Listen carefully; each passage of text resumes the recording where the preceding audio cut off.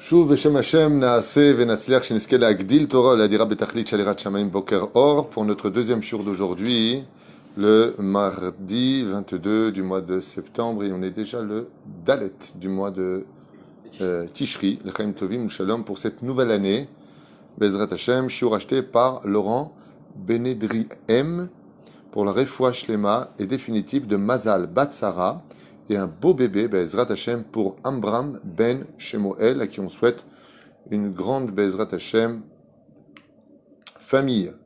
On pensera en même temps à la refoua shlema de tous les malades d'Israël avec votre permission, Moratim Akdosha Vatora, Sarah Talia Batefret Myriam Samuel, Shlomo Journo, Yanaï Ben Esther, Anaïs Leabat Kati Esther, Arié Ben Mordechai Yatia, Ufren Leilou Nishmat Kol Mete Israël Bichlalam, Denis Simcha Bat Lola, Tzipora Bat Zeligman Levi, Yehuda Sidney Ben Eliyahu Sayad et Shane Bat Finja. Aléa Shalom. Bechol Echad Ve'echad, nous souhaitons tous les bonheurs du monde. Pour ce shiur un peu spécial qui va être basé sur une phrase que nous disons à la fin de la Hamida de Yom Kippourim. Une phrase qui demande beaucoup de réflexion sur la signification de ce qu'elle veut dégager. Alors vous savez que cette année est une nouvelle année, donc un nouveau mazal. Automatiquement, tous les Rosh Hashanah, le mazal de chacun de nous change, parce que nous sommes rejugés, et surtout en Eretz Israël où la conduite est beaucoup plus importante que la définition de l'heure du mazal avec lequel tu es né. Mais il faut savoir qu'en 1991, le Rabbi de Lubavitch, Sruto Yagan Alenu, Rabbi Lubavitch, avait annoncé en 1991 que l'année 2020, Tachap, serait une année troublée et difficile, et que l'année Tachapa, c'est-à-dire 5781, donc l'année dans laquelle nous sommes, serait une année merveilleuse. Tiens donc. Et il a annoncé en disant que les initiales de Tafshin P Aleph, qui est la nouvelle année, sont les initiales de Tisku Shnat Plaot Arenu. Une année, Bezrat Hashem, de merveilles que nous verrons. Voilà comme avait annoncé le Rabbi en 1991 pour l'année 2020 que nous avons eue et pour la nouvelle année dans laquelle nous sommes. Donc, selon le Rabbi, l'année dans laquelle nous sommes devrait nous sortir de bien des dégâts, d'où l'importance, Bezrat Hashem, de retrouver le sourire, si Dieu veut. Mais Agnès. Ok. Alors, de quoi je voudrais vous parler aujourd'hui pour ce shiur? C'est un shiur qui pour moi est très important. Pourquoi il est très important? Parce que, à cause de l'assimilation, beaucoup de choses ont changé pendant ces 2000 ans. Alors j'aimerais être clair. Par exemple, quand on observe le Talmud sur Yom Kippourim, ainsi que les explications des Mishnayot, vous constaterez que, sauf kol sof, eh bien, Yom Kippour, à l'époque du Beth Amikdash, n'a rien à voir avec Yom Kippour depuis la perte du temple. Rien à voir. Comment se passait Yom Kippourim à l'époque où il y a eu le temple 420 ans et après 410 ans? Comment ça se passait?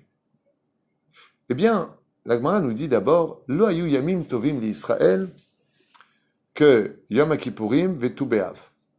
Il n'y avait pas de jour plus beau pour Israël que le jour de Yom Kippour et le jour de Tu Be'av, le 15 du mois de Av. Et qu'est-ce qui se passait le jour du 15 du mois de Av? C'était le jour des Shidduchim. C'était la Saint-Valentin du peuple d'Israël. Et beaucoup d'autres miracles ont eu lieu à cette journée. Et le jour de Yom Kippour, comment ça se passait pour nous? Eh bien, quand il y avait le Beth Amikdash, bien sûr qu'on faisait Teshuvah, bien sûr qu'on jeûnait, on faisait les 5 Inouïm, les 5 interdits étaient pratiqués, mais on n'était pas à la synagogue en train de prier toute la journée, bichlal. La Gemara nous apprend que les jeunes, par exemple, allaient dans les vignes chercher une kala, parce que les filles se réunissaient dans les vignes, et elles dansaient le jour de Kippour, elles faisaient les mcholot, et les garçons allaient le jour de Kippour, le jour de Yom Kippourim, à l'époque il y avait le temple, et allaient choisir leur épouse. C'est un jour de Shidur Kippour, c'est incroyable. Il y en a d'autres qui allaient chez leur rave étudier la Torah. Où les raves descendaient vers les élèves étudier la Torah, enseigner la Torah. Il y en a d'autres qui allaient surveiller leurs haricots. C'est-à-dire que leur champ, pour ne pas qu'il y ait des voleurs qui viennent prendre leur priorité, toute la journée de Kippour, ils surveillaient leur champ. Mais ils jeûnaient. Et bien entendu, la notion de Teshuvah était présente dans le cœur des Juifs. Il y avait le Beth Amikdash, c'est encore plus présent. Ce qui fait qu'aujourd'hui, nous sommes très loin de cela. Alors qui faisait le travail le jour de Kippour? Une seule personne. Il n'y avait que le Kohen Gadol. C'est-à-dire que le seul qui était réellement concerné à l'époque du Beth Amikdash par vraiment le travail de Yom Kippourim, l'artiste, la star de la journée, c'était le Kohen Gadol. Le Kohen Gadol rentrait l'ifnaï v'lifnim, il rentrait dans le Kodesh HaKodashim pendant 24 heures à travailler, attaché avec une petite chaîne, de peur qu'il ne tienne pas le coup et décède devant Hachem par une faute quelconque, ou une avéra qu'il aurait fait pendant la Vodat à Kodesh, le jour de Yom Kippourim. Et ce Kohen Gadol faisait le travail pour tout le peuple d'Israël. C'est pour ça que la Gemara nous dit, quand une personne avait tué par inadvertance dans le pays, il ne serait libéré de la ville de refuge que le jour de la mort du Kohen Gadol. C'est parce que le Kohen Gadol n'avait pas assez bien fait sa avodat à Kodesh le jour de Yom Kippourim qu'il y a eu un meurtre par inadvertance au sein du peuple d'Israël. Quel argument entre le Kohen Gadol qui meurt et la libération de celui qui avait tué par inadvertance? C'est parce que s'il avait mieux fait son travail le jour de Kippour, il n'y aurait même pas eu de mort par inadvertance au sein du peuple d'Israël. Donc qui faisait vraiment le travail? Que le Kohen Gadol. Tandis que les autres ne travaillaient pas. Attention, on dit qu'ils travaillaient. Mais on voit qu'ils allaient étudier la Torah, qu'ils allaient chercher des calottes, que le peuple faisait leurs prières, leurs tachanounim, mais ce n'était pas comme aujourd'hui. Les choses étaient beaucoup plus naturelles. Depuis la perte du temple, on a chuté. Et dans cette chute est tombée quelque part une connotation fausse sur l'existence de chacun de nous. C'est-à-dire que depuis que le Beth Amikdash, qui est la carte d'identité du peuple d'Israël, aussi bien sur la légitimité sur la terre d'Israël, comme le prétendent les Arabes, en disant regardez, on a la mosquée d'Omar, s'il y avait le Beth Amikdash, Dieu vous aurait choisi. Le jour où il y aura le Beth Amikdash à sa place, plus personne ne discutera Israël. Et donc, cette légitimité a apporté à l'essence même de chaque juif le droit à l'existence. Parce que nous avions le Beth Amikdash, nous avions une adresse, c'était pas un SDF. Aujourd'hui, on nous discute tout. Pourquoi? Parce que Baruch Hashem, même si au niveau national, nous avons récupéré notre terre, Baruch Hashem, après 2000 ans, il était temps, eh bien, il nous manque quand même Jérusalem Abenouya, c'est-à-dire Jérusalem construite. Et donc, la grande question qui se pose, c'est qui sommes-nous nous-mêmes? C'est-à-dire que, quand on arrive devant Dieu, on dit, nous sommes faits de chair et d'os, tandis que le Yetzer Hara est fait de feu. La Torah a toujours insisté énormément sur la dimension de l'humilité. C'est-à-dire que, d'un côté, nous ne sommes rien, et de l'autre côté, beaucoup de versets nous disent que nous sommes tout. On pourrait peut-être savoir. Par exemple, Hillel dit dans la 14e Mishnah du premier chapitre de Masechet Avot, Imen ani li mi li. Si je ne suis pas pour moi, qui le sera? Et pourquoi tu veux que quelqu'un le soit, puisque tu n'es rien? Est-ce que le fait de penser qu'on n'est rien est une bonne chose ou pas? Prenons l'exemple du Beth Amikdash. À l'époque, d'ailleurs ils allaient voir ce genre de concours, qui devenait Kohen Gadol? Eh bien, on avait fait une espèce de pente, comme ça, et c'est le premier qui arrivait en haut, en courant, qui avait donc la meilleure forme, qui devenait le Kohen Gadol. C'est horrible. Après, on a fait le Goral. On a sorti le loto. Tu mets ta main sur un ticket et c'est toi. Bon, c'est bon. C'est toi le nouveau Kohen Gadol. Et la Gemara nous apprend des choses terribles à propos de ça. Dans la course des Kohanim, pour devenir le Kohen Gadol, il n'hésitait pas à se donner des coups pour faire tomber de cette pente qui montait, donc le premier qui arrivait en haut, c'est incroyable, on dirait un jeu d'enfant, le Kohen qui était susceptible d'arriver avant lui. Mais je comprends pas. C'est humble de faire ça ou c'est orgueilleux? Vas-y, c'est pas toi, c'est moi qui le serai. C'est orgueilleux. Et pourtant, un Kohen Gadol qui était orgueilleux mourrait automatiquement le jour de Yom Kippour. Seul le Kohen qui était humble, était digne de pouvoir être le Kohen Gadol. Puisque la base de toutes les midotes, c'est l'humilité.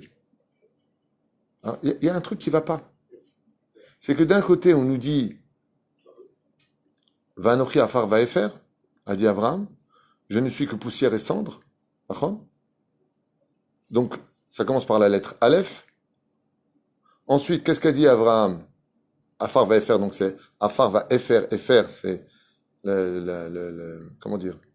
La lettre Aleph, la cendre. Ensuite, qu'est-ce qu'on a? Venachnouma, même. Et David Amelech, qu'est-ce qu'il a dit? Moshe et Aaron, ils ont dit Venachnouma. Et qu'est-ce qu'a dit David Amelech? Ani tola'ad veloish. Je suis un ver de terre et pas un homme. C'est très bizarre comme situation. Si on prend les initiales de ces trois-là, c'est les lettres du mot Emet. Aleph de Afar, de Efer, pardon. Le même de Venachnouma, même. Et pour finir, Tola'at Taf, Emet. Celui qui va être proche d'Hachem, Karov Adonai Lechol Koreav, Lechol Sharikraouhu, Be'emet. Comme l'a rappelé pendant Rosh Hashanah notre ami Yoel Ayakar. Et la reine, pour être proche d'Hachem, il faut être un ave. Et voilà ce qu'on va dire pendant l'Amida. Quand on a fini l'Amida de Kippour, celle d'Arvit, celle de même Mincha, celle d'Arvit, du soir de Kippour, celle de Shaharit, celle de Moussaf, celle de Mincha, celle de la Neila. Vous écoutez bien les mots. Elokai, mon Dieu. Ad shelo notzarti enikedai. Jusqu'à ce que je fus créé, je ne valais pas le coup. Ça veut dire que, qu'est-ce que vient nous apprendre maintenant, cette phrase que nous allons dire? Elokai, ad shelo notzarti enikedai. Jusqu'à ce que je sois venu au monde, je ne valais pas le coup. Ça veut dire que maintenant que je suis venu au monde, eh bien, je vaux le coup. Maintenant que je suis né, je suis tout sauf rien. Ne dis jamais de moi que je ne suis rien.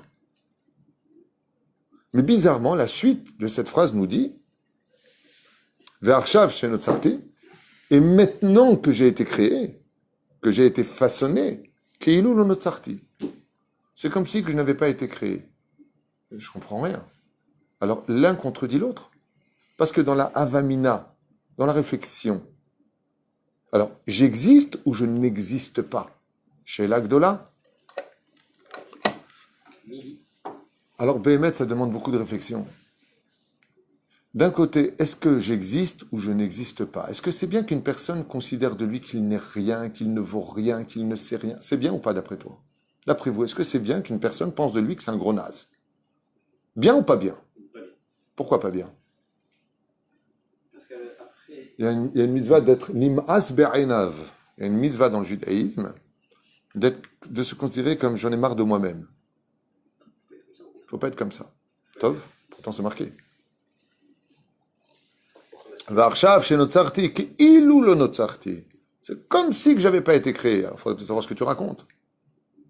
Ici se cache le secret de toutes nos fautes et de toute notre réussite. Dans cette phrase-là, qui clôture chaque Amida de Yom Kippourim, se cache le fondement de la réussite ou de la défaite de chacun de nous. Et c'est ce que je vous propose avec l'aide d'Hachem d'étudier maintenant. Qu'est-ce que ça veut dire cette phrase? Comme ça, Bezrat Hachem, homme comme femme, quand vous arriverez à l'Amida, et que vous direz Ah, Hachelo Notzarti. Alors, Enikedai. Rabbi Nachman Derech Hagav, il a résumé ça en une phrase. Et il dit quoi? Elokai, mon Dieu, Hachelo Notzarti Enikedai. Jusqu'à ce que j'ai été créé, je n'étais pas Kedai. Car effectivement, tant qu'un homme n'est pas créé sur terre, ben c'est qu'il n'a pas de rôle encore à jouer sur terre. Ça veut dire que le monde peut tout à fait se passer de lui. Donc, je ne suis pas Kedai. Tant que tu n'es pas venu au monde, le monde ne t'attendait pas. Mais ça veut dire que le jour où tu es né, c'est que le monde, Hachem Boré Olam, Dieu, Elokai, a estimé que maintenant le monde ne pouvait plus exister sans toi. Alors dans ce cas-là, tu vas me poser la question, Arshav, chez Notzarti, Keilou le Notzarti. Comment tu peux me répondre qu'on dit, mais maintenant que j'ai été créé, c'est comme si je n'avais pas été créé? Mais oui, parce que tu es Kedaï. Bien sûr que tu vaux le coup. Mais comme tu vas mourir, ne crois pas que tu es là pour l'éternité. Donc c'est comme si que tu n'avais pas été créé parce qu'aujourd'hui tu es là, demain tu es dans le trou. Mais ça ne retire en rien le fait d'accepter, de comprendre et de vivre la dimension que tu existes. Donc la question qu'on doit tous se poser à la veille de Kippour pour réussir une meilleure année, c'est maintenant que j'existe, qui suis-je? Et non pas comme a dit Descartes. Je pense donc je suis. Pas du tout. C'est parce que tu existes que tu penses. Car celui qui n'existe pas ne peut pas penser. C'est inverser les rôles. C'est pour ça que tous les matins, la première chose que dit un juif, c'est Modé Ani. Mazé, Modé Ani. Je reconnais Dieu, je remercie Dieu. Qui tu es, toi, pour dire Ani? Bien, pour remercier Hachem, il faut bien que tu existes. Si tu ne comprends pas que tu as un rôle à jouer dans ta vie, si tu ne comprends pas qui tu es, alors qui remercie Hachem? Je veux dire quelque chose de très dur à entendre, mais qui est tellement vrai. Imaginez qu'un homme lui dise « Mais moi, je ne vaux rien, je ne suis rien. Ce que j'ai fait ne sera rien, rien, il n'y a que du rien. » Tu es en train de dire que l'œuvre de Dieu est une catastrophe. Puisque Dieu t'a créé, c'est que tu n'es pas rien. Parce que si le plus grand créateur de toute la création du monde t'a créé, et toi, c'est qu'automatiquement tu as un chef-d'œuvre. Et c'est ce qu'on dit avant de quitter Kippour. La Mida de Kippour. Ne commets pas l'erreur de ces 2000 ans où tu perdras la fierté d'être ce que tu es. Tu es juif, rien que pour ça déjà, t'es pas rien. Dieu t'a donné la Torah, rien que pour ça, t'es pas rien. Dieu t'a donné le tampon sur la Brit Mila, Comment tu peux dire que tu n'es rien? Être un serviteur de Dieu, c'est pas être rien. Vous comprenez pourquoi le Kohen Gadol, qui avait compris son rôle, qui voulait être Kohen Gadol, il avait de l'ambition. Il dit, mais moi, si Dieu m'a créé, c'est pour savoir, je connais mon potentiel. Donc, quand il y avait un Kohen, il dit, mais pousse-toi, mon potentiel est plus grand que le tien. Rappelez la question qu'on a posée. Comment, pour être Kohen Gadol, il courait, il y en a même un qui a pris un couteau qui a planté sur la cuisse d'un autre Kohen. Et pourquoi sur la cuisse? De peur qu'il le tue, qu'il vienne tamer. Regardez à quoi il pensait. Mais comment tu peux faire un acte pareil? Il faut être humble, t'es rien. Il dit, mais t'es fou, je veux être Kohen Gadol.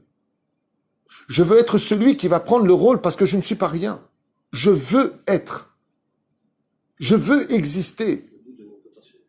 Alors dans ce cas-là, on va expliquer à la fin de ce shiur splendide, qu'est-ce que ça veut dire être humble? Vous voyez que c'est complètement faussé. Je suis que poussière, je suis rien, je suis un maharette.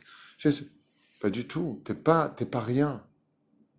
Et qu'est-ce que ça a provoqué, le fait de jouer les malades de l'humilité? Des gens qui fautent. Qu'est-ce que c'est une fille qui se donne à tous les mecs? Qu'est-ce que c'est une femme qui passe son temps à se montrer sur des réseaux sociaux? C'est quoi quelqu'un qui faute? C'est quoi un voleur? C'est quoi quelqu'un qui parle des autres? C'est une maladie faussement analysée de l'humilité. Je vaux tellement rien que c'est pas grave. Allez, encore un qui couche avec moi, allez. Allez, je vais lui voler. Parce que je mérite même pas d'apprendre un métier. Je suis trop fainéant, j'ai pas assez de valeur. Pour qui me lever le matin? Pourquoi faire? Pourquoi j'existe? C'est les 2000 ans de galoute. Quand il y avait le Beth Amikdash dans toute sa splendeur, chaque juif sentait que le monde avait été créé pour lui. Et c'est ce que nous dit la Gemara. Chaque juif a le devoir, chaque matin, quand il se réveille, de dire le monde a été créé pour moi. Mais pour qui tu te prends? Mais t'as pas compris. J'ai un rôle à jouer vis-à-vis du monde entier pour lequel j'ai été créé aujourd'hui, puisque Vershav chez Notsarti, chez Notsarti, jusqu'à ce que j'ai pas été créé, et Nikedai. Je n'avais pas besoin d'exister. Mais maintenant que j'ai été créé, Keilu lo Notsarti. Bien sûr Keilu lo Notsarti. Pourquoi? Parce que peut-être qu'en descendant, la personne va mourir, écrasée, crise cardiaque, comme c'est arrivé tellement Dans le monde entier, ça arrive. L'humilité n'est là que pour te rappeler une seule chose, dit Rabbi Nachman, n'oublie pas le jour de ta mort. Quand tu as les chevilles qui gonflent, rappelle-toi d'un cadavre que tu as vu, tu verras que ça va dégonfler tout de suite. Pourquoi tu as fauté toute l'année? Parce que tu as commis une erreur fatale. Tu as mal estimé la valeur de tes vraies vertus. Combien tu vaux plus que ça? Pourquoi tu es encore en bas? Et c'est ce que dit Akadosh Baruch Hu à Adam Arishon quand il faute. Hayeka, pourquoi tu es tombé là-bas? Tu valais plus toi tout seul que le Hetzada Tovara. Tu sais pas combien tu vaux. Tu sais pas combien le monde avait besoin de toi. Quand un médecin est professeur, il y a un mec qui a une crise cardiaque, Razvé Shalom. Un médecin! Et t'as un cardiologue à côté. Et le mec, il est tellement humble, lui dit, non, mais moi, oui, j'ai fait des études, je suis professeur, mais qui suis-je pour lui sauver la vie? Vous voulez savoir combien vous valez? La Torah nous donne un secret, un pasouk, boum, dans la tête. La Torah, elle te dit, tu vaux autant que Dieu. Razvé Shalom. Sacrilège, curé. Dieu, il a dit d'un homme, tu es malade. Dieu, il a dit d'un homme, tu seras pauvre. Et vient le rabbi de Lubavitch, et vient le Rav Kook, et le Rav Ovadia Yosef, et le Rav Shteman, et le Rav Shach, et le Rav Kanievski, tous les Gdolim, et il dit, Rabbi Nachman, tu es riche. Ça dit Gozer, Hashem Kayem. Jusqu'où un homme, il peut s'estimer? Jusqu'à être l'égal de Dieu. C'est pour ça que Dieu nous dit, non, non, non, non, non. Quand tu viens me parler en face, ni tu te mets à genoux, ni tu te mets à capat. Tu es en face de moi. Tu es Be'amida. En face. Parce que j'ai peur que tu sois malade. Les malades de l'humilité faussée.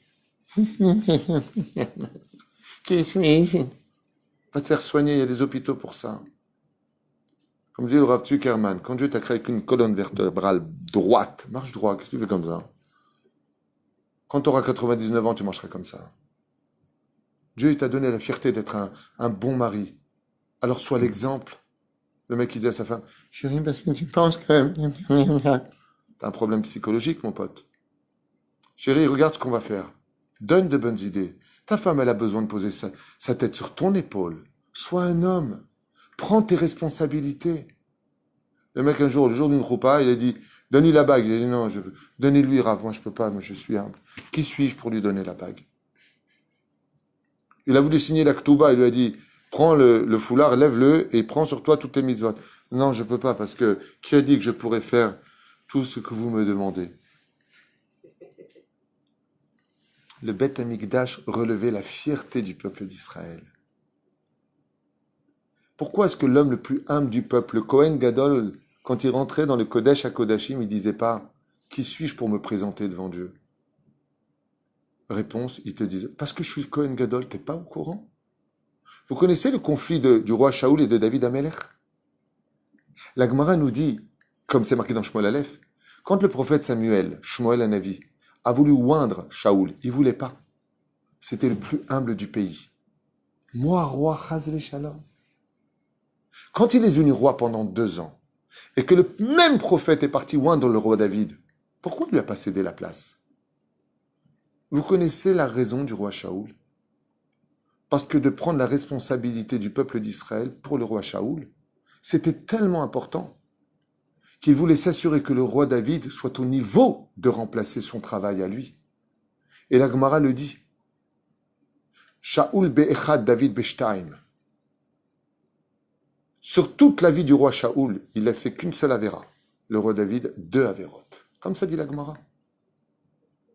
Pourquoi t'as pas laissé ta place si t'es si humble, toi, le roi Shaoul?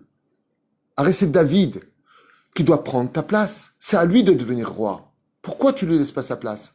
Je veux m'assurer qu'il soit au niveau de diriger le peuple. Pas n'importe qui peut diriger le peuple d'Israël. Il ne faut pas être n'importe qui pour être un rave. Il ne faut pas être n'importe qui pour se marier. Et ce n'est pas n'importe qui celui qui a un rôle à jouer. Il a été élu par Dieu à Rosh Hashanah.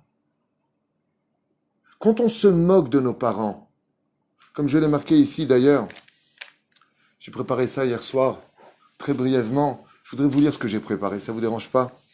Quoique je connais par cœur ce que j'écris, puisque je l'ai écrit. Oh, quel orgueil, il a écrit. Non, je l'ai écrit, c'était hier soir à 21h. Ce que veut dire, jusqu'à ma naissance, que le monde a été créé par Hachem, n'avait pas besoin de moi.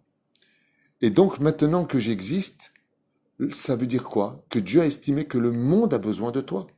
Et donc que j'ai intérêt à exister. C'est quoi un mec qui se suicide? Eh bien, c'est quelqu'un qui a décidé de ne pas exister alors que le monde avait encore besoin de lui. Et pourquoi il s'est suicidé? Parce qu'il s'est dit qu'il n'intéressait personne, mais il a oublié un détail. Au minimum du minimum, si tu vois qu'autour de toi t'intéresse personne, sache que Dieu, tu l'intéresses. Parce que si tu l'intéressais pas, il t'aurait déjà pris de ce monde. Donc ne mets pas fin à ta vie. Qu'est-ce que c'est quelqu'un qui devient triste, qui est découragé de la vie? C'est quelqu'un qui a déposé le bilan de sa création du monde. Arrête, Dieu, il t'a créé. Pourquoi tu dois être heureux? Pourquoi tu dois danser? Pourquoi tu dois espérer? Pourquoi tu dois avoir de l'ambition? Pour une seule chose. Parce que tu existes. On se va dire, dans ce cas-là, je vais m'éclater. Non. Exister dans le péché, c'est descendre la valeur pour laquelle quelqu'un qui faute. De quoi il est responsable? D'avoir fauté? Non. Ça, on va le dire pendant les tahanonim, timhol, vetislah, vetislah, vetimhol. Mais à la fin, qu'est-ce qu'on dit? La charge chez notre sarti. Et maintenant que j'ai été créé, j'ai commis l'erreur. J'ai commis l'erreur d'avoir pensé une seconde dans ma vie, quoi? Que je ne valais rien. Hé, juif ou juive, allô, tu te gourres. Sois fier d'être juif. Sois content d'exister. Et ne laisse jamais quelqu'un te dire que tu ne vaux rien. Ce serait la pire des avérotes que tu aurais pu entendre dans ta vie. C'est la pire chose qui soit. Un Talmid Chacham doit être fier d'être Talmid Chacham. Un père doit être fier d'être marié. Quand un homme va voir ailleurs, c'est qu'il est descendu de niveau. Il estimait qu'il n'était pas assez digne d'une seule femme. Ça veut dire qu'il est descendu en bas. Et Dieu t'a donné cette femme pour t'accomplir. En allant chercher ailleurs autre chose. Automatiquement, tu es tombé dans la boue. C'est pour ça que tout va s'effondrer à cause de cet avérin. Le monde suit ce que tu es. Tu t'élèves spirituellement, c'est que tu estimes que tu vaux quelque chose. Quand une batte Israël est avec un garçon, et que ce garçon lui met la main sur la cuisse, il dit, oh oh, baba, tu prends ta main, tu la mets dans ta poche, mon pote. Pourquoi? Allez, c'est l'amour, ça va. Je t'expliquais, tu veux mettre ta main sur ma cuisse, tu m'épouses. C'est-à-dire, je suis pas un caillou, moi.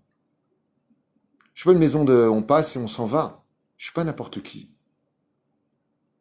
Quand la Torah te demande de rester bétoula, c'est qu'elle est en train de te dire t'es une batte Israël, t'es pas n'importe qui. Mais quand tu couches avec tout le monde, c'est qu'en fin de compte, tu dis à tout le monde que t'es quelconque, t'es rien. T'es rien. Je suis avec lui, je suis avec l'autre, ça fait du bien, c'est bien. Oh! Des cailloux, il y en a partout. Les diamants sont cachés.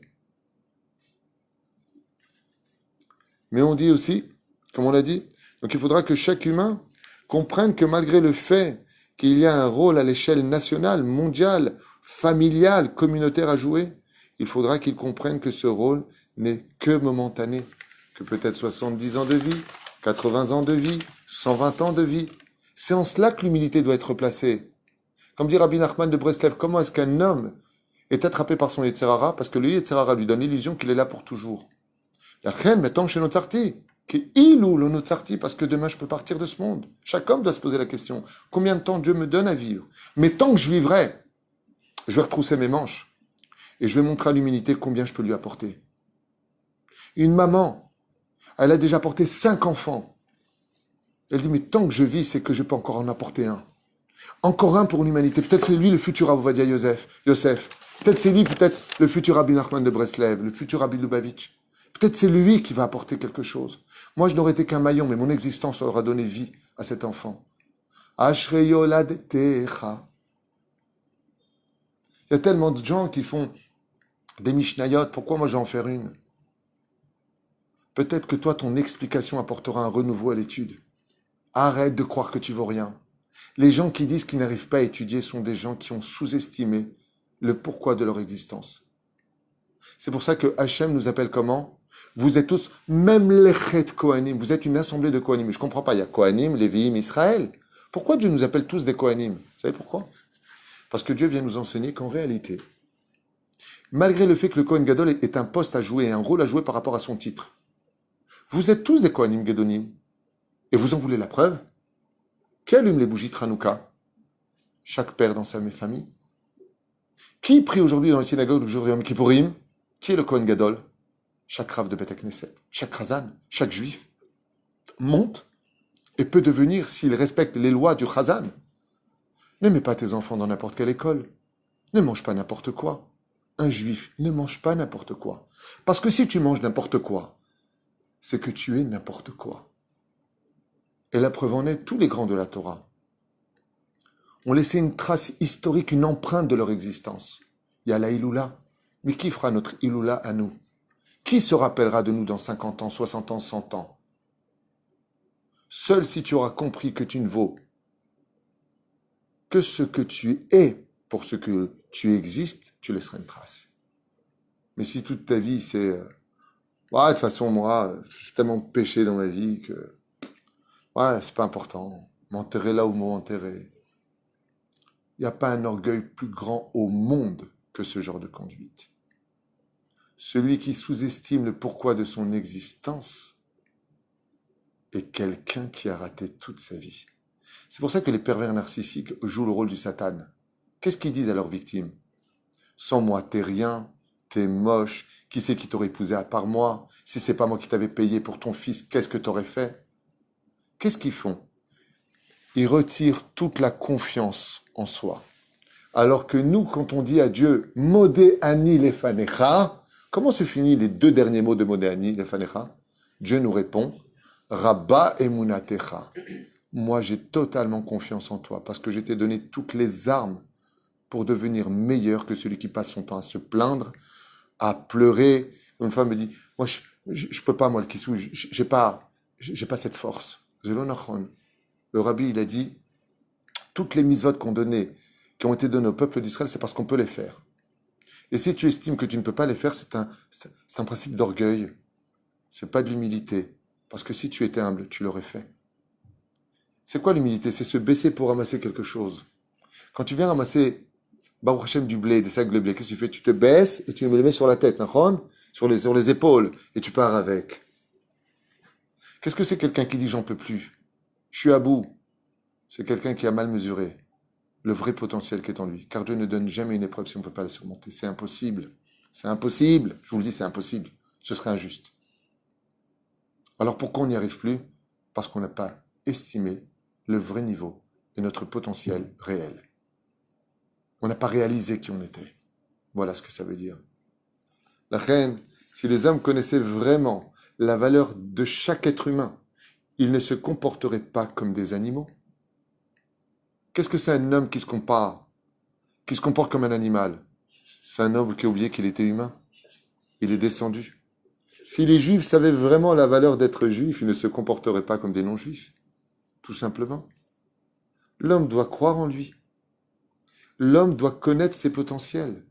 L'homme doit apporter sa pierre à l'édifice de l'humanité et du monde entier et marquer sa propre existence par le fait d'avoir rempli son rôle. Mais l'humilité qui accompagne ce Ani, donc ce charisme, parce qu'on doit tous avoir du charisme, est là pour nous rappeler ce rôle temporaire. Donc l'humilité oblige, car tu n'es pas là pour l'éternité. Seul celui qui existe pour l'éternité pourra jouer ce rôle extraordinaire. Mais la reine, car effectivement, écoutez bien la fin de ce shiur Béhémet, il vaut tous les moments, même si vous faites quelque chose d'important. Ce que vous allez entendre sur... Alors, qu'est-ce que l'humilité? C'est le plus grand diamant de l'étude qu'on pouvait apprendre sur cette base. Écoutez bien la suite. Car effectivement, quand l'homme sort de son rôle et devient orgueilleux, donc sortir de son rôle, de ce qu'on devait faire, c'est qu'on estime qu'en fin de compte, non, moi je peux pas, moi... Il doit réaliser que face... Waouh, comme c'est beau, écoutez bien. Que face aux montagnes, l'océan, les déserts, les forêts, les animaux, les milliers de gens qui passent sur le trottoir, lève les yeux. Et quand tu regardes, par exemple, l'océan, tu sais ce qu'il y a de très dégradant? Quand tu regardes une forêt immense, comme l'Amazone, tu sais ce qu'il y a de très dégradant? C'est que eux ne te regardent pas. qu'il y a de dramatique, quand tu regardes l'humanité, va à Manhattan en plein après-midi, des milliers de têtes, ou à Tokyo, des milliers de têtes sur le trottoir, ou dans le Mexique, peu importe. Tu passes incognito, personne ne te regarde. C'est ça qui doit faire travailler ton humilité. Le fait de dire je ne suis rien, c'est par rapport au fait que quand tu te trouves face à l'immense nature qui t'entoure, qui te regarde? Il y a juste le créateur principal qui te regarde. Aïn Roa, Ozen Shoma, Vechol Masafer Tefer Nefabim. Écoutez bien la suite. Ceci étant, quand tu apportes à l'humanité, prenons le cas du Baal Shem Tov. Quand le Baal Shem Tov rentrait dans la forêt, les témoignages des gens qui suivaient le Baal Shem Tov pour faire Saïd Bodé doute disaient que les branches des arbres se poussaient quand il arrivait. La nature le regardait.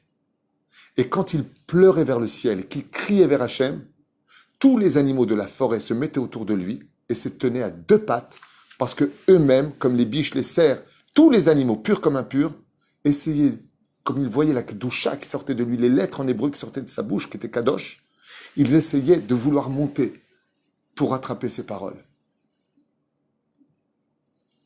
Tant que la nature ne te regarde pas, eh bien c'est que tu n'as pas encore réellement rempli ton rôle au maximum du potentiel pour lequel tu as été créé. Le blé de Yosef Hatzadik ne pourrissait pas parce qu'il attendait l'autorisation de Yosef Hatzadik pour pourrir, parce qu'il existait au maximum de son rôle à jouer. Il était vice-roi d'Égypte. Et tu vois pas, Yosef, il dit, non, moi, vice-roi, non, mais attends, je suis que poussière. C'est pour ça que lorsqu'il a écrit à Souf, ils attendaient, grâce au sceau de Yosef, parce que Moshe Rabbeinu, parce que moi j'allais vous poser la question, alors Moshe Rabbeinu, il a tué. J'entends pas ce que tu parles. Moshe Rabbeinu, on aurait pu dire que, parce que moi, par rapport à l'humilité, on pense à Moshe Rabbeinu. Donc il est à la fin de l'apparition, enfin, d'une apparition, vous avez dit que. Mais, Moshe Rabbeinu, tu me parles de lui, mais qu'est-ce qu'il dit? Dieu, il dit, pour ça, je vais exterminer ce peuple. Il dit, ça va pas, non? Pourquoi tu prends pour parler à Hachem? Si t'es sien, pourquoi tu parles? Il n'a pas compris que Moshe Rabbeinu, il dit à Dieu, mais qu'est-ce que vont dire les Égyptiens? Et pour qui tu te prends pour dire à Dieu ce que tu penses? La réponse, c'est que tu penses, c'est Dieu qui t'a mise. Pourquoi tu parles? Parce que je m'appelle Moshe. Et parce que Dieu m'a donné la force de pouvoir lui parler. Je comprends que ma force, c'est lui qui me la donne, c'est tout. C'est ça, être humble. Je suis un très bon médecin car Dieu m'a donné l'intelligence d'apprendre parfaitement mes études. Il m'a donné un sixième sens pour comprendre plus vite que les autres. Mais c'est Dieu qui me le donne. Si je comprends que ma source dans mes actions vient de Dieu, alors pourquoi ne pas être ce que je suis, puisque je suis le chef-d'œuvre de la création de Dieu? Ce serait honteux d'avoir été créé par Dieu et être une loque. Ça veut dire que Dieu a créé une loque. Et c'est pour ça que Dieu nous en veut quand on est des faux humbles. Quand quelqu'un se prend pour une loque, Dieu lui dit « je t'en veux ». Parce que tu es en train de dire que je suis j'ai créé une loque. J'ai créé un rien. J'ai pas créé rien. J'ai créé quelque chose qui vaut beaucoup. Ce qui fait que le plus grand crime de l'humanité, c'est d'oublier son rôle à jouer. T'es pas rien. Surtout quand t'es juif, t'es pas rien. Quand t'es un non-juif, t'es pas rien non plus. T'as un rôle à jouer. T'as une existence. Au mille où est arrête. Il y a un gars qui a dit, quand il avait étudié la Bible, une fois j'ai oublié son nom, il a dit, bon, au moins j'ai eu un enfant, j'ai au moins servi à quelque chose sur terre. Je lui ai répondu, très juste. Puisque la mitzvah, c'est au mille où est arrête. Alors peut-être que ton existence à toi va pas marquer l'histoire, mais qu'à la 6e génération après toi, ton arrière-arrière-petit-fils va le relever l'étendard de toute ta vie. Et combien même ta vie et celle de ta descendance jusqu'à la venue de ce grand tzaddik aura ressemblé à une ronce, il n'en est pas moins qu'à sa naissance de ce tzaddik qui naîtra 10 générations peut-être après toi, se déposeront 13 pétales. Et l'ensemble de toute cette entité représentera la rose. Ce qui fait qu'aucun juif n'est venu au monde pour rien. Et c'est pour cela qu'à Kippour, depuis 2000 ans, nous sommes tous des Kohanim Gedolim, qui représentons nos communautés. On n'est pas rien. La preuve en est, vous êtes tous des Kohanim quand vous allumez la menorah chez vous, à Hanouka. Pourquoi vous prenez ce rôle? Non, non, moi je suis pas... Tiens, allume-toi, moi je vais allumer la menorah. Ta psychiatrique. Alors vous allez me dire, si c'est comme ça, laisse tout simplement, alors écoutez bien maintenant, c'est là qu'il y a le joker de l'humilité pour ce shiur d'aujourd'hui. Joker, mamash. Si j'ai un rôle à jouer, et en fin de compte, si j'accepte l'idée que je ne suis pas rien, et que si Dieu m'a créé, c'est que le monde, Bémet, ne pouvait pas exister son existence. Oui? Alors, qu'est-ce que l'humilité vis-à-vis de l'autre? Comme le prescrit le Ramban dans Igerot Ramban. C'était bien la réponse. Vous pouvez la noter sur une feuille, vous la mettez sur le frigidaire, vous la lisez tous les jours. C'est bien la réponse. C'est que l'humilité se traduit dans le comportement, malgré le fait que nous avons l'obligation d'exister, de jouer nos rôles dans ce monde, et de comprendre que nous ne sommes pas rien. Le peuple d'Israël doit lever l'étendard de sa fierté. Chaque juif doit être fier de lui. C'est pour ça qu'on n'a pas le droit de se moquer des autres. Pourquoi tu le dénigres? Pourquoi tu l'humilies? Waouh! Mais celui qui est humilié, pourquoi il se sent humilié? Celui qui humilie une autre personne n'a pas de monde futur et il descend Guénem ne remonte plus. Jusqu'à ce qu'il demande pardon. Ok? Mais alors dans ce cas-là, je ne comprends pas, mais si on n'est rien, pourquoi tu te sens humilié? Le mec, il humilie une personne en public. L'autre, elle lui dit, tu m'as humilié. Il lui dit, mais t'as trop d'orgueil. C'est trop marrant. Pourquoi tu te sens humilié? Parce qu'en étant humilié, tu m'as descendu devant les autres. Donc si tu m'as descendu, c'est que tu m'as descendu de mon rôle. Tu as fait de moi rien. Et bien, Dieu considère que c'est un péché tellement grave qu'il n'a pas de monde futur. Parce qu'il est hors de question que personne ne rentre au monde futur. Seuls ceux qui ont existé auront un monde futur. C'est pas compliqué. Alors, qu'est-ce que c'est l'humilité? Je sais pas combien de monde qui regarde, mais écoutez bien ce que je vais vous dire. Mamash, ça vaut le détour. Écoutez bien. Azmaïa anava amitit. Qu'est-ce que c'est dans ce cas-là? L'humilité absolue. C'est de savoir que malgré le fait que l'on existe et qu'on a un rôle primordial à jouer dans l'humanité et dans nos vies familiales, communautaires, nationales, internationales, peu importe, c'est d'accepter l'idée de l'humilité. Écoutez bien, c'est de faire de la place pour l'existence de l'autre. C'est ça l'humilité. Bien sûr que j'ai un rôle à jouer, mais toi aussi tu as un rôle à jouer. L'humilité nous demande de faire de la place dans mon existence pour que toi aussi tu puisses jouer ton rôle. Ce qui fait qu'un homme, c'est pas une femme. Une femme, c'est pas un homme. D'aille avec cette égalité stupide des sexes. Stupidité qui a mené qu'à des divorces et des guerres dans le monde. Stupide! L'égalité des sexes telle qu'on veut dans la Torah, c'est qu'une femme soit la femme, l'homme l'homme, mais que l'homme laisse le rôle à sa femme d'exister et que la femme laisse l'homme exister dans son rôle. C'est tout. C'est ça l'humilité. Bechavod, je t'en prie, fais-le. Toi aussi, tu as un rôle à jouer. Si moi, j'ai mon rôle à jouer et que je t'étouffe avec, c'est de l'orgueil. Mais si moi, j'ai mon rôle à jouer et que je te laisse prendre la parole et que je laisse toi aussi t'exprimer, et toi aussi, tu as le droit d'exister, je ne vais pas t'étouffer, alors je suis le summum de l'humilité. C'est ça, être humble.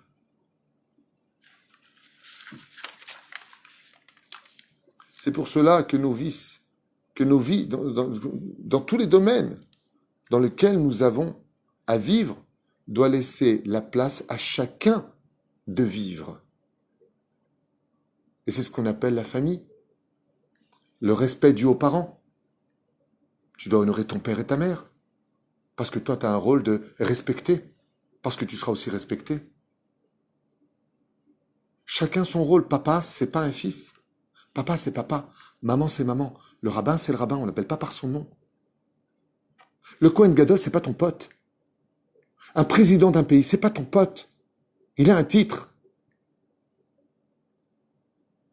Une fois, quand Yitzhak Rabin a été assassiné, il dit, bon, enfin bon, on bloque tout le pays parce que bon, pour moi, le sang d'un juif, c'est le sang d'un juif.